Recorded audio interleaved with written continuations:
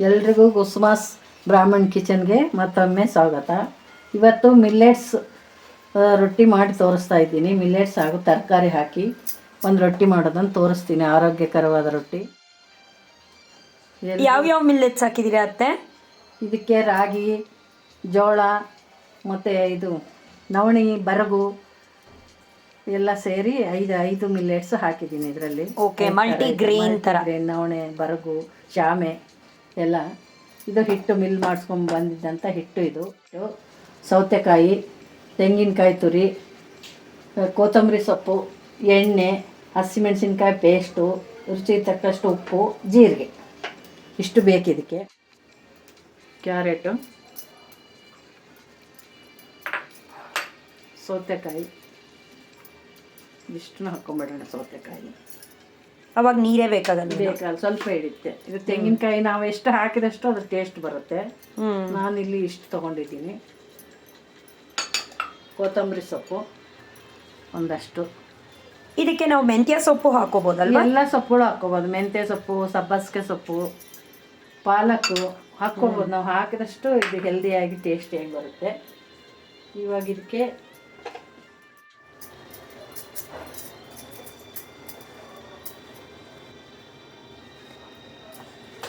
ಇದು ನಿಮಗೆ ಸ್ವಲ್ಪ ಜಾಸ್ತಿ ಅನಿಸಿದರೆ ಇದ್ರ ನೀರು ಹಾಕದೇನೆ ಈ ಥರ ಎತ್ತಿಟ್ಕೊಂಡ್ಬಿಡ್ಬೋದು ಫ್ರಿಜ್ಜಲ್ಲಿ. ಬೇಕಿದ್ದಾಗ ನೀವು ತಕ್ಕೊಂಡು ಮತ್ತೆ ನೀರು ಹಾಕಿ ಎಷ್ಟು ಬೇಕಷ್ಟು. ಇವಾಗ ಇದು ನಮ್ಗೆ 4 ಜನಕ್ಕಾಗುತ್ತೆ. ಇದಿಷ್ಟು ನಮಗೆ ಸಾಕು. ಇದನ್ನ ಎತ್ತಿಟ್ಕೊಂಡಿರ್ತೀನಿ, ನಾಳೆ ಬೇಕಾದ್ರೆ ಮಾಡ್ಕೋಬೋದು. ಇದು ಮತ್ತೆ ಇದಕ್ಕೆ ನೀರು ಹಾಕಿ, ಬಿಸಿನೀರೇನು ಬೇಡ, ತಣ್ಣೀರೇ ಸಾಕು. ಈ ಥರ ಕಲ್ಸ್ಕೊಂಬಿಡೋಣ ಚೆನ್ನಾಗಿ. ಇದು ಇನ್ನೊಂದು ಸ್ವಲ್ಪ ಚಪಾತಿಗಿಂತ ಇನ್ನೊಂದು ಚೂರು ಅಳ್ಳಕ್ಕಿರ್ಬೇಕು, ಗಟ್ಟಿ ಇರಬಾರ್ದು ಹಿಟ್ಟು. ಯಾಕಂದರೆ ರೊಟ್ಟಿ ತಟ್ಟಕ್ಕೆ ಕಷ್ಟ ಆಗುತ್ತೆ ಅಷ್ಟೇ. ಮತ್ತೆ ಅದು ಒಂದು ಸ್ವಲ್ಪ ಹಾರ್ಡು ಆಗ್ಬೋದಲ್ವಾ? ಸೊ ಈ ರೊಟ್ಟಿ ಹಿಟ್ಟಿನ ಹದ ಸರಿಯಾಗಿರ್ಬೇಕು ನಿಮಗೆ ಸಾಫ್ಟಾಗಿ ಬರೋದಕ್ಕೆ. ಇದಕ್ಕೇನಾದ್ರೂ ನಾದೋದು ಅವೆಲ್ಲ ಇದೆಯಾ?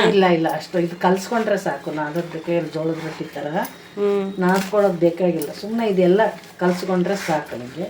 ವೆರಿ ಹೆಲ್ದಿ ರೆಸಿಪಿ ಅಲ್ವಾ? ಎಲ್ಲಾನು ಇದೆ ಅಲ್ಲ ಇದರಲ್ಲಿ. ಮತ್ತೆ ಶುಗರ್ ಅವರಿಗೆಲ್ಲ ಒಳ್ಳೇದಲ್ವಾ, ಅದಕ್ಕೆ ಆರಾಮಾಗಿ ತಿನ್ಬೋದು. ಏನಾಗಲ್ಲ ನೋಡಿ, ಇಷ್ಟಿದ್ರೆ ಸಾಕು ಹಿಟ್ಟುಗ ಈ ಥರ. ಇವಾಗ ಇದು ಹಿಟ್ಟು ಕಲ್ಸ್ಕೊಂಡಿದ್ದೀವಿ. ಒಂದು 5 ನಿಮಿಷ ನೆನಿಬೇಕದು. ಮುಚ್ಚಿಟ್ಕೊಂಬಿಡೋಣ.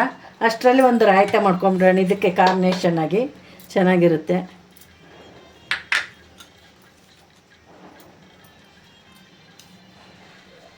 ಉಪ್ಪ ಉಪ್ಪು ಅದಕ್ಕೆ ರುಚಿಗೆ ತಕ್ಕಷ್ಟು. ಸ್ವಲ್ಪನೇ ಖಾರ ಜಾಸ್ತಿ ಹಾಕಿ, ಯಾಕಂದ್ರೆ ಅದಕ್ಕೂ ಹಾಕಿರ್ತೀವಲ್ಲ, ಆಮೇಲೆ ಮಕ್ಕಳು ಖಾರ ಅಂದ್ಬಿಡ್ತಾರೆ. ಅದಕ್ಕೆ ಸ್ವಲ್ಪನೇ ಹಾಕಿ. ಈ ಇದು ಚಿಲ್ಲಿ ಪೇಸ್ಟ್ ಅಂತ ಹೇಳಿದ್ರೆ ಬರೀ ಚಿಲ್ಲಿನೇನಾ?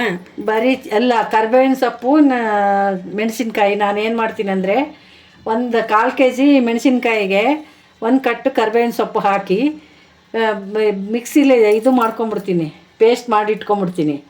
ಅದು ನಿನಗೆ ಒಂದು 15 ದಿವಸ ಬರುತ್ತೆ. Easy to use. ಇದು ಒಂದು ಟಿಪ್ಸೇ ನಿಮಗೆ.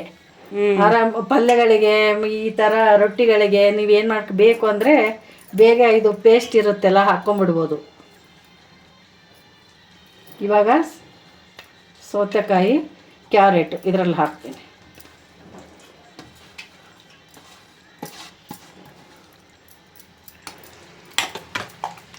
ಕಲಿಸ್ಕೊಂಡು ಒಗ್ಗರಣೆ ಮಾಡಿ ಇಟ್ಕೊಂಡಿದ್ದೀನಿ. ಇಟ್ಕೊಂಡು ಒಗ್ಗರಣೆ ಹಾಕ್ಕೊಳ್ಳೋಣ. ಒಗ್ಗರಣೆಗೆ ಇದು ಸಾಸಿವೆ, ಜೀರಿಗೆ, ಸ್ವಲ್ಪ ಇಂಗು ಅಷ್ಟೇ, ಕರ್ಬೇವಿನ ಸೊಪ್ಪು ಅಷ್ಟೇ ಈ ಒಗ್ಗರಣೆಗೆ. ಬೇಕು ಅಂದರೆ ಉದ್ದಿನಬೇಳೆ, ಕಡಲೆ ಹಾಕ್ಕೋಬೋದು. ಕಡಲೆಬೇಳೆ ಇದು ರಾಯ್ತಲ್ವಾ, ಚೆನ್ನಾಗಿರಲ್ಲ ಅಂತ ನಾನು ಹಾಕಿಲ್ಲ.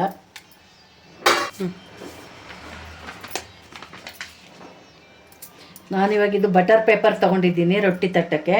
ನಿಮ್ಗೆ ಬೇಕು ಅಂದರೆ ಬಟರ್ ಪೇಪರ್, ಸಿಕ್ಕಿಲ್ಲ ಅಂದರೆ ಬಾಳೆದೆಲೆನಲ್ಲೂ ಮಾಡ್ಬೋದು. ಇಲ್ಲಾಂದ್ರೆ ಇವಾಗ ಎಲ್ಲಾ ಕಡೆನೂ ಬಟರ್ ಪೇಪರ್ ಸಿಗುತ್ತೆ, ಎಲ್ಲ ಅಂಗಡಿನಲ್ಲೂ ಸಿಕ್ಕುತ್ತೆ. ನೀವು ಅದನ್ನ ರೌಂಡ್ ಶೇಪಲ್ಲಿ ಮಾಡ್ಕೊಂಡಿದ್ದೀರಾ ಅಷ್ಟೇ. ಶೇಪ್ ಅಷ್ಟೇ ಚೆನ್ನಾಗಿ ಬರುತ್ತೆ ಅಂತ. ಇದರಲ್ಲಿ ಎಣ್ಣೆ ಸ್ವಲ್ಪ ಸವರ್ಕೊಂಡು ಹಿಟ್ಟು ತಗೊಂಡು ತಟ್ಟಬೇಕಷ್ಟೆ. ಈ ಥರ ತಟ್ಟಬೇಕು. ನೀರಲ್ಲಿ ಕೈ ಎತ್ಕೊಂಡು ಈ ಥರ ತೆಳು ನಮ್ಗೆ ಎಷ್ಟು ಬೇಕೋ ಅಷ್ಟು ತಟ್ಟಬೇಕು. ಅದು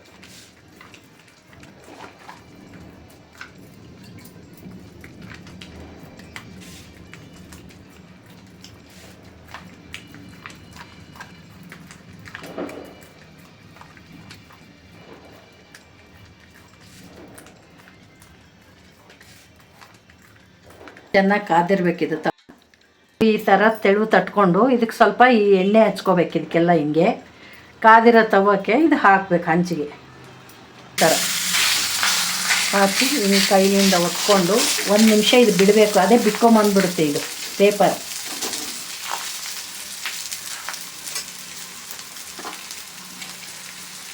ಇದು 1 ನಿಮಿಷ ಬಿಡಬೇಕಾ ಇದನ್ನ? ಇದು ಪೇಪರ್ ಅದೇ ಬಿಟ್ಕೊಂಬರುತ್ತೆ.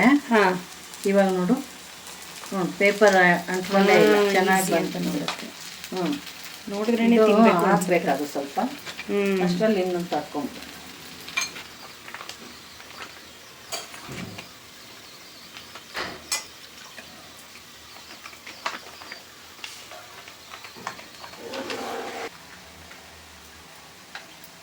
ಇವಾಗ ಆಗಿದೆಯಾ ನೋಡಿ.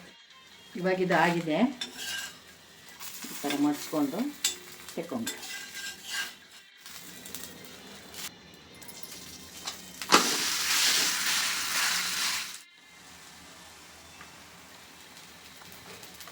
ಈಸಿಯಾಗಿ ಬಂದ್ಬಿಡುತ್ತಲ್ವಾ?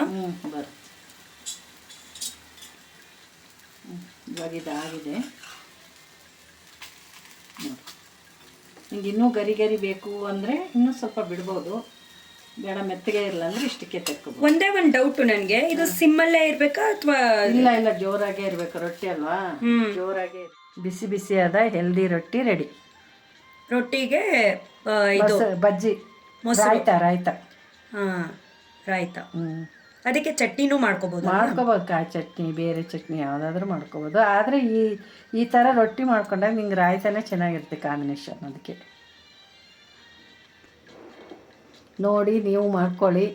ಕಾಮೆಂಟ್ ಬಾಕ್ಸಲ್ಲಿ ಹೇಗಿದೆ ಅಂತ ಹಾಕಿ, ಲೈಕ್ ಮಾಡಿ, ಶೇರ್ ಮಾಡಿ, ಸಬ್ಸ್ಕ್ರೈಬ್ ಆಗಿ.